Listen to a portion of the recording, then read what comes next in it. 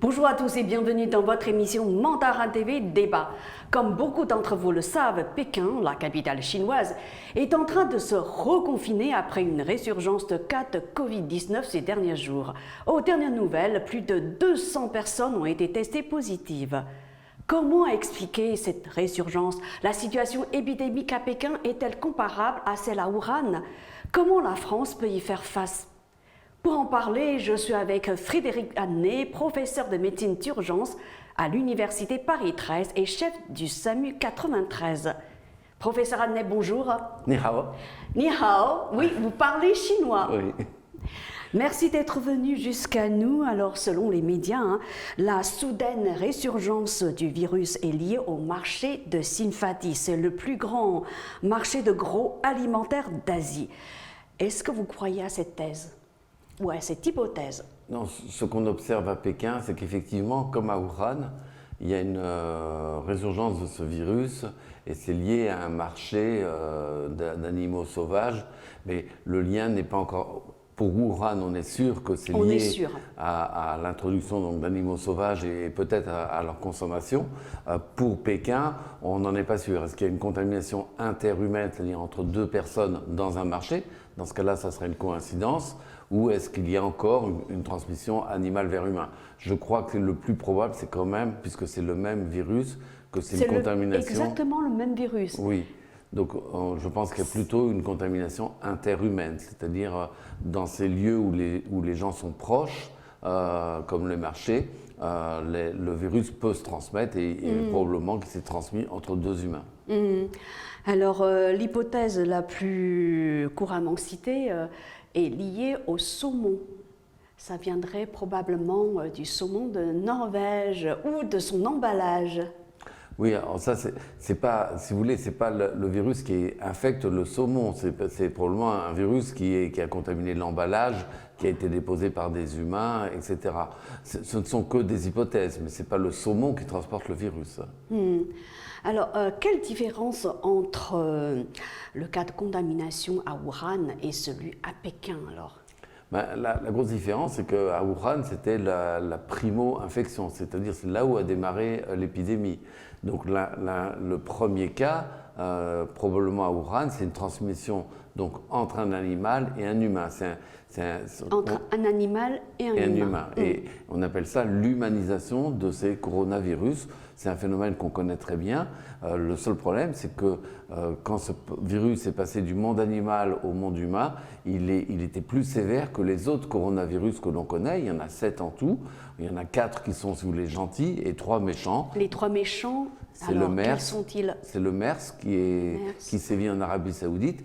C'est le SARS-CoV-1, donc c'est celui qui a affecté en 2003 la Chine. La Chine, oui. Et puis le SARS-CoV-2, donc celui qu'on a actuellement. Le Covid-19 alors? Qui fait la maladie qui s'appelle le Covid-19, oui.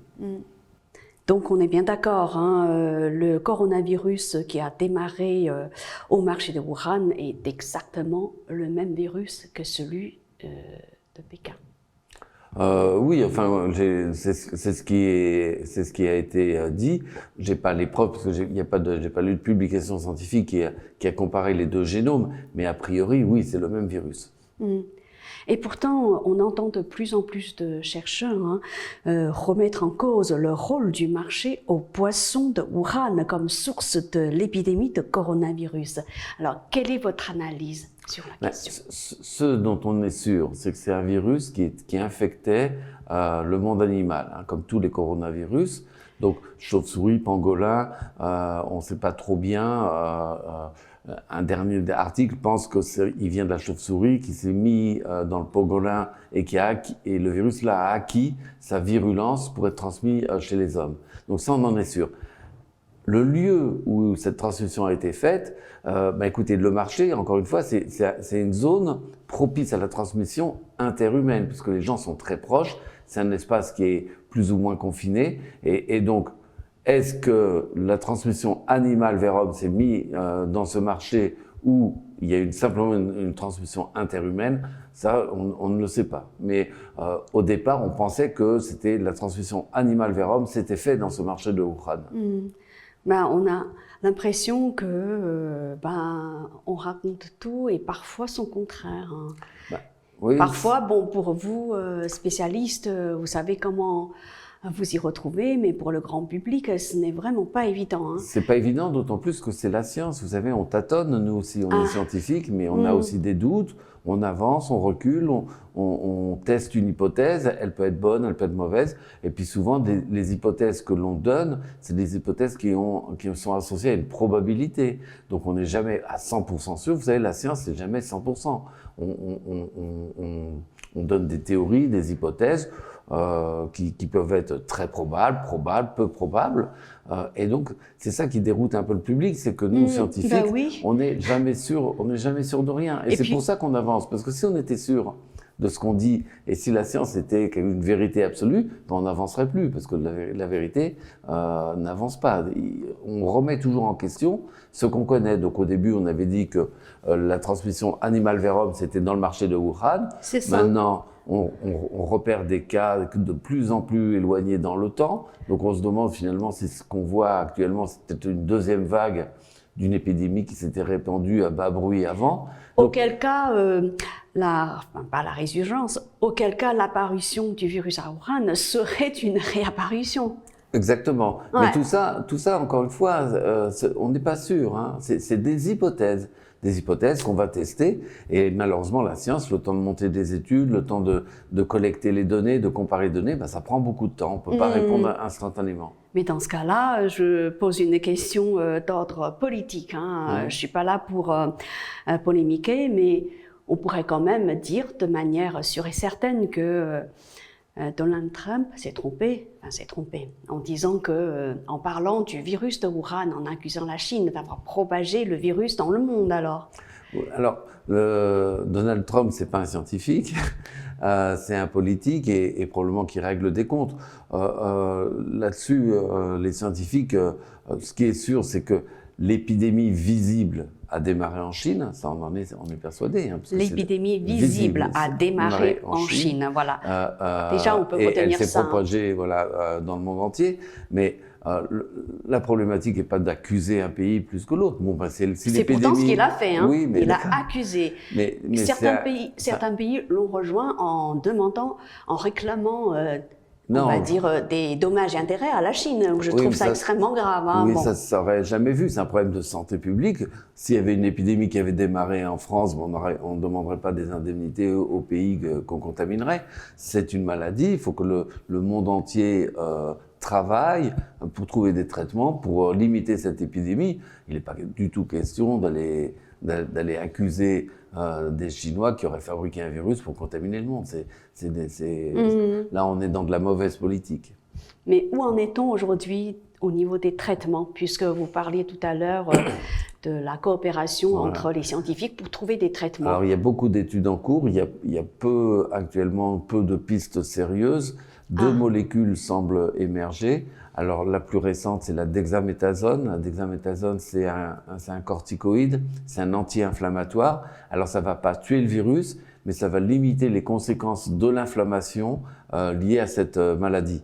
Et on sait que l'emballement de l'inflammation, c'est ce qui tue le patient. Donc, l'emballement de l'inflammation. Voilà.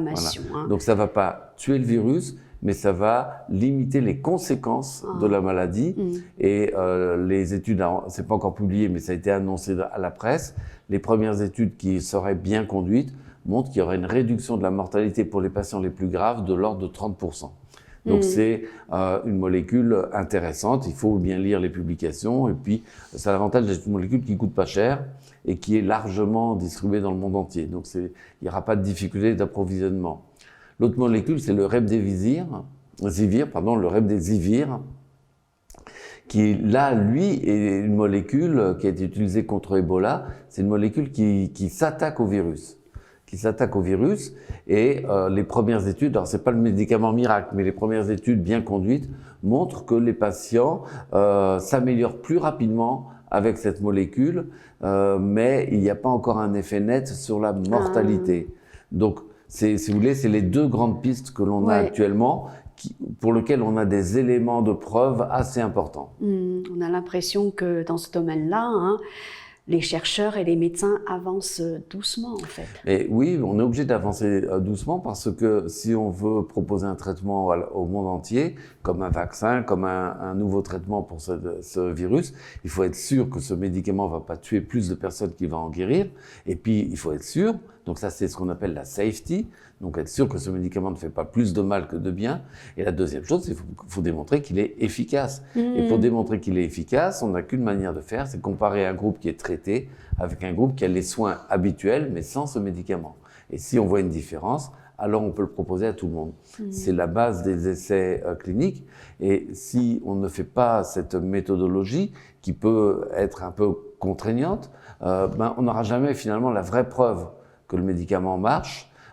Et on risque de faire des catastrophes parce que si on ne montre pas qu'il marche et qu'en plus il amène des effets indésirables qui pourraient tuer plus de patients, alors on n'est vraiment pas du tout bienveillant, on est plutôt malfaisant. Donc 2 molécules, hein, voilà, qui ont plus ou moins fait leur preuve. Voilà, qui commencent à, qui émergent. Là, on a les premiers résultats. Ouais.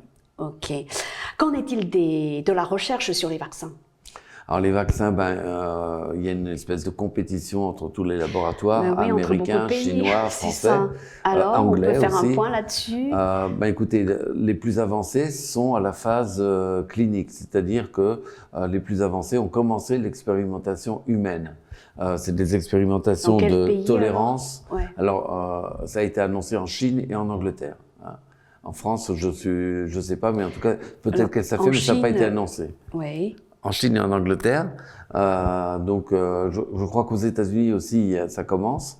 C'est des essais donc de tolérance, c'est-à-dire, comme je vous disais, il faut être sûr que ce vaccin n'entraîne pas des effets indésirables, des maladies, etc.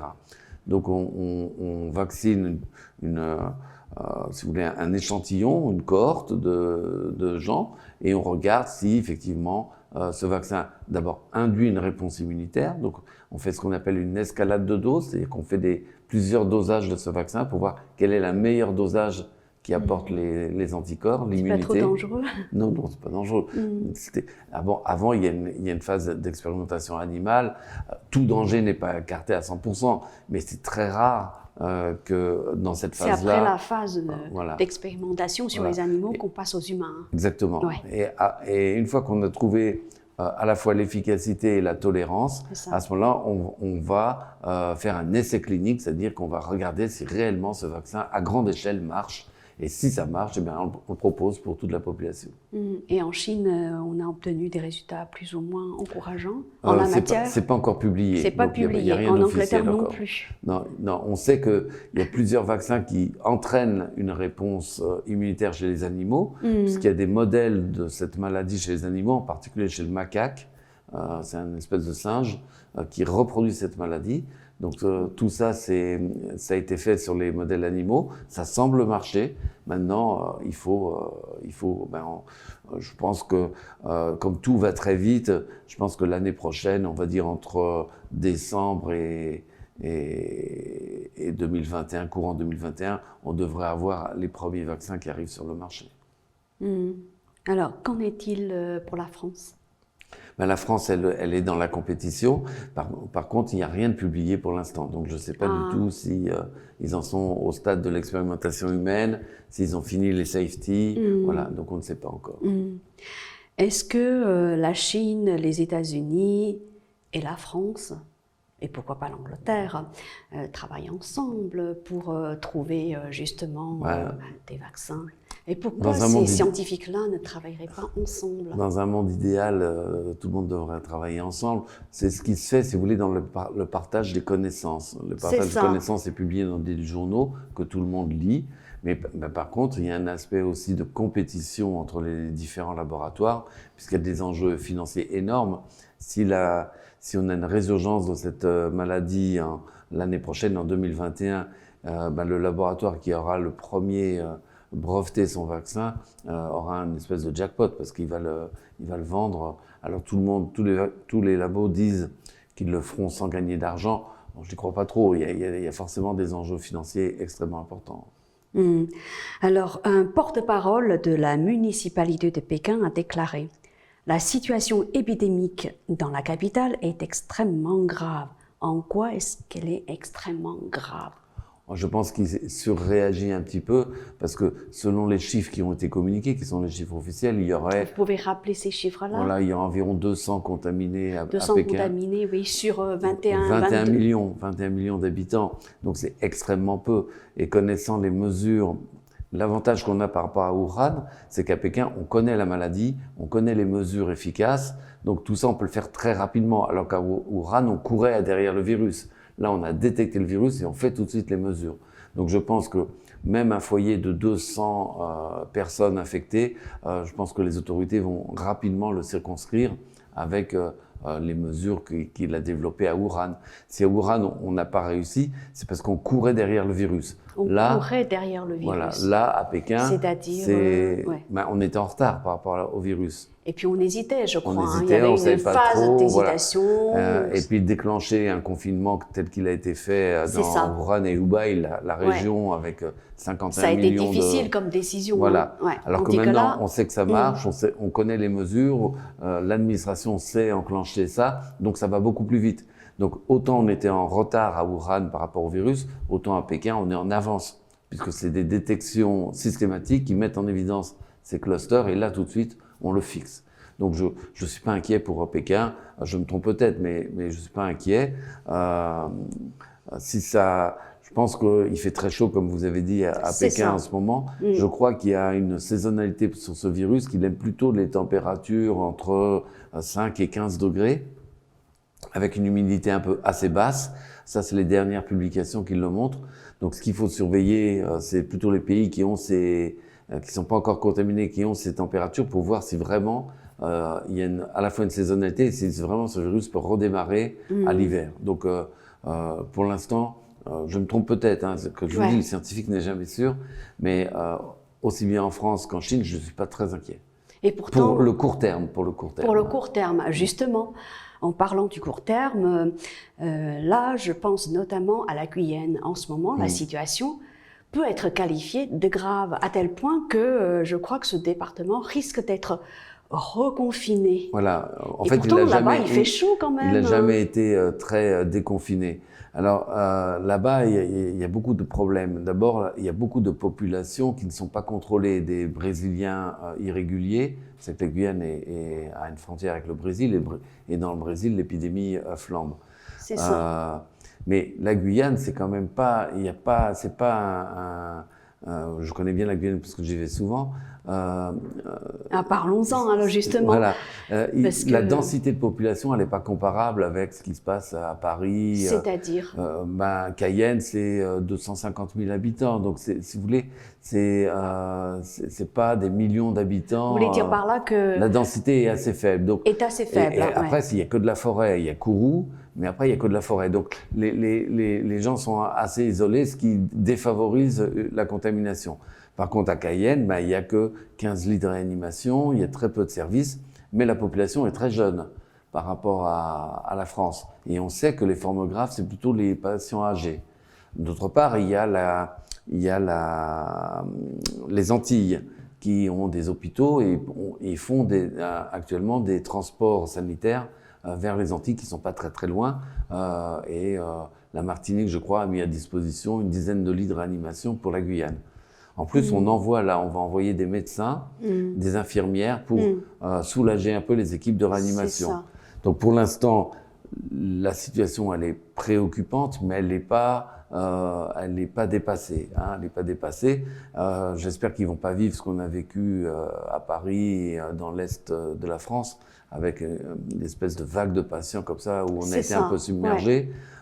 Pour l'instant, c'est préoccupant. L'AREA répond aux besoins. Je pense qu'ils vont s'agrandir. AREA, agence régionale. Non, la réanimation. Pardon. Ah, excusez-moi. La réanimation. Répond aux besoins. Il y a 15 lits. Je pense qu'ils vont monter à 30 lits. Des experts sont partis là-bas pour essayer d'organiser l'hôpital pour accueillir plus de patients. Maintenant, l'avenir, il faut suivre l'évolution de près. Je crois qu'il va falloir faire comme on a fait à Paris, hein, c'est-à-dire réorganiser l'hôpital, ouvrir des services et probablement faire appel à ce qu'on appelle la réserve sanitaire, c'est-à-dire des médecins, des infirmières qui vont venir un peu soulager les équipes là-bas. Ben, en France aussi, on parle récemment de cluster. Oui. Alors, Alors qu'est-ce que c'est exactement? Ben, c'est parce que maintenant on fait des dépistages massifs, c'est-à-dire qu'on Ouais. on a un objectif de dépister 700 000 patients par semaine. Et ça, ben forcément, plus on cherche, plus on trouve, et donc on trouve des clusters. Alors c'est pas très inquiétant, on s'attendait à les trouver ces clusters, parce que de toute manière, on ferait pas de dépistage si on trouvait rien. Je veux dire, donc c'est normal, la situation est parfaitement contrôlée. C'est des clusters qui sont dans des régions qui ont été peu impactées par le virus, Ouais, donc c'est oui. pas de la deuxième vague, c'est de la première vague, puisque c'est dans des régions qui n'ont pas eu ou très peu le virus. C'est l'ouest de la France, c'est le sud-ouest. Voilà. Bon, ben, on les détecte. Pour l'instant, il n'y a pas d'alerte sanitaire, si vous voulez, dans les régions les plus denses, comme Paris, Marseille. Pour l'instant, on est vraiment en vert partout. Donc, je pense qu'on peut dormir tranquille pour ces vacances. Après, ce qui va se passer... Ben justement, alors après, Voilà, ce qui va se passer en octobre-novembre, quand les Par températures vont commencer à descendre, et si on vérifie que ce virus est saisonnier, comme beaucoup de coronavirus qui sont saisonniers, là on peut avoir effectivement un rebond de l'épidémie en octobre-novembre. Espérons qu'on aura le vaccin avant, ce qui nous permettra de vaincre la maladie, puisque pour vaincre la maladie, il faut que soit la population soit immunisée, soit on ait un vaccin. Pour l'instant, on n'a pas d'autre solution. Le problème, c'est que si la deuxième vague arrive en France, en octobre, novembre par exemple, d'ici là, il n'y aura pas de vaccin, puisque vous parlez du premier vaccin Il y a certains en labos, 2021. Oui, il y a certains labos qui le promettent pour octobre-novembre, mais les gens les plus sérieux pensent que ça sera, s'il est efficace et si ça marche, ça sera plutôt en 2021. Oui, on risque d'être en retard, mais encore une fois, ce n'est qu'une hypothèse, ce rebond en octobre-novembre. Il faut être vigilant. Je crois que le maître mot, c'est la vigilance.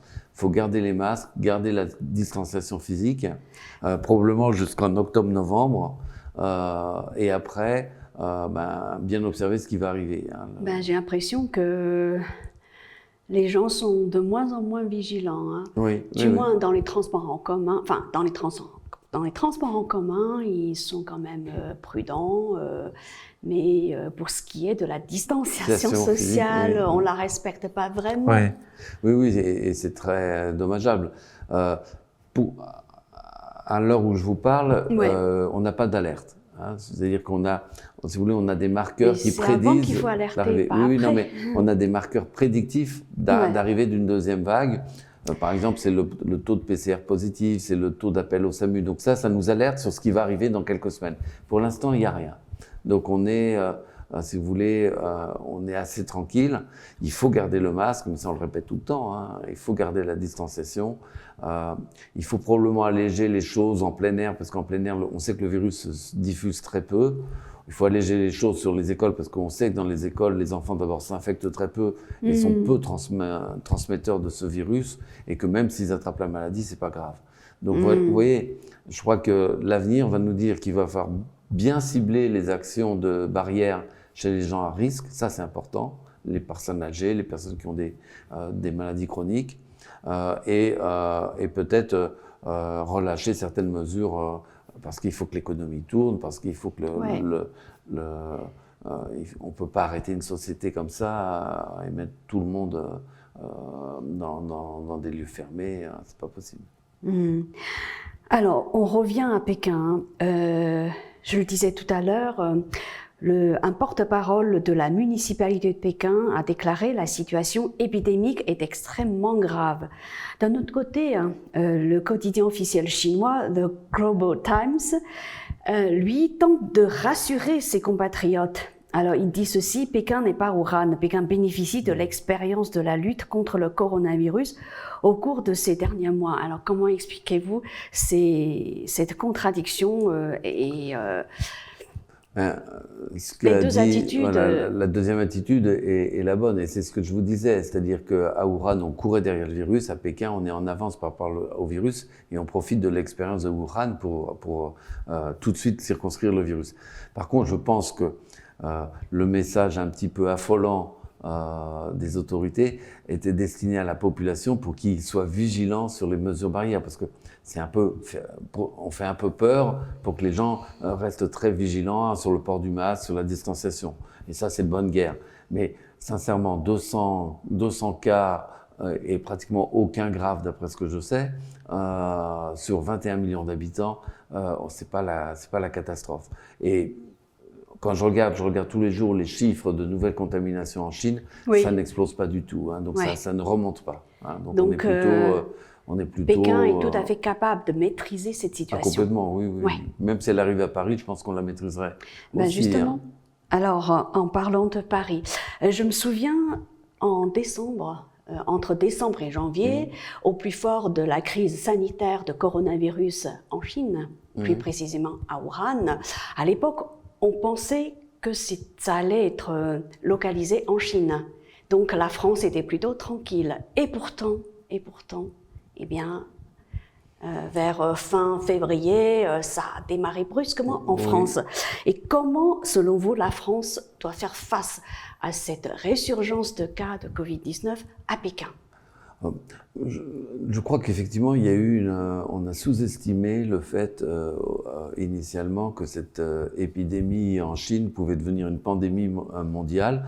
On le disait quand même, on disait qu'il y a un risque. Mais si vous voulez, quand le gouvernement avait été alerté pourtant. Oui, bien sûr. Oui, non, mais si vous voulez, on avait l'expérience du SARS de 2003 et du MERS-CoV, qui sont deux coronavirus. Et à l'époque, je me rappelle très bien, on était très inquiets. Or, le SARS de 2003, il a disparu, il n'est jamais venu en Europe. Et le MERS-CoV, donc l'autre coronavirus qui est méchant et qui est plutôt en Arabie Saoudite, il ne s'est jamais implanté en Europe. Donc on a pensé un peu naïvement que celui-là, ça serait la même chose. Donc, que ça allait s'arrêter aux portes de l'Europe, n'est-ce pas? On serait vigilant et que finalement, le SARS, on n'a jamais tellement su pourquoi tout d'un coup il s'est arrêté, il s'est pas... donc on était vigilant, mais on avait un espoir quand même que ça ne devienne pas une pandémie. C'est raté, hein, c'est devenu une grande il faut le dire. C'est devenu une grande pandémie. Maintenant, ce qui se passe actuellement en Chine avec ces 200 cas, moi, ne m'inquiète pas et ne doit pas inquiéter les autorités. Nous, le virus, il circule en France, il faut se concentrer sur la limitation de la circulation du virus en France. Si les liaisons sont rétablies entre la Chine et la France, c'est pas quelques cas importés qui vont changer la donne. Sauf s'il y a un nouveau virus, mais a priori, non. Dernière question, comment les Français peuvent se prémunir contre une éventuelle deuxième vague d'épidémie? Ce qu'on sait maintenant clairement dans la littérature scientifique, c'est que le port du masque et la distanciation sont extrêmement efficaces. Ouais. Le confinement, bien sûr, est efficace, mais vraiment ce qui semble avoir une action directe sur la transmission du virus, c'est le port généralisé du masque. Alors les modélisateurs disent que dès lors que la population à 50% porte le masque, il y a déjà un effet sur la transmission du virus. Donc je crois qu'il va falloir qu'on intègre malheureusement pendant les mois qui viennent dans notre mode de vie le port du masque et la distanciation. Pour l'instant, on n'a rien d'autre pour tuer le virus. Mais même quand il fait très très chaud, il faut porter le masque. Oui. Le masque, ça va encore, sauf le FFP2. Le FFP2, là, on va transpirer. Ouais. Mais le masque chirurgical, ça va même quand il fait chaud, il est bien aéré. Oui, il va falloir l'intégrer dans un mode de vie. Alors, il y a des situations à risque, comme la famille, justement, les transports en commun. Vous pouvez rappeler les situations à risque? Alors, là où le virus se transmet beaucoup, c'est les transports en commun, la cellule familiale, donc voilà, et puis tout ce qui est dans un espace confiné, donc les boîtes de nuit confinées. Par contre, ce qui n'est pas à risque, c'est le plein air, c'est-à-dire aller dans les parcs, à la plage. Toutes les activités de plein air. On peut aller à la plage sans problème. Voilà, toutes les activités de plein air, parce que c'est un virus qui n'aime pas les courants d'air. Voilà, ça, on est sûr. À l'hôpital, par exemple, on aère toutes les chambres pour faire que le virus ne se propage pas en aérosol. Donc, on sait que... Il faut aérer. Il faut aérer et il y a peu de transmission en plein air. Par contre, espace confiné, transport en commun, famille, tout ça, là il se transmet. Merci, professeur Adnet. À bientôt. De rien. Merci.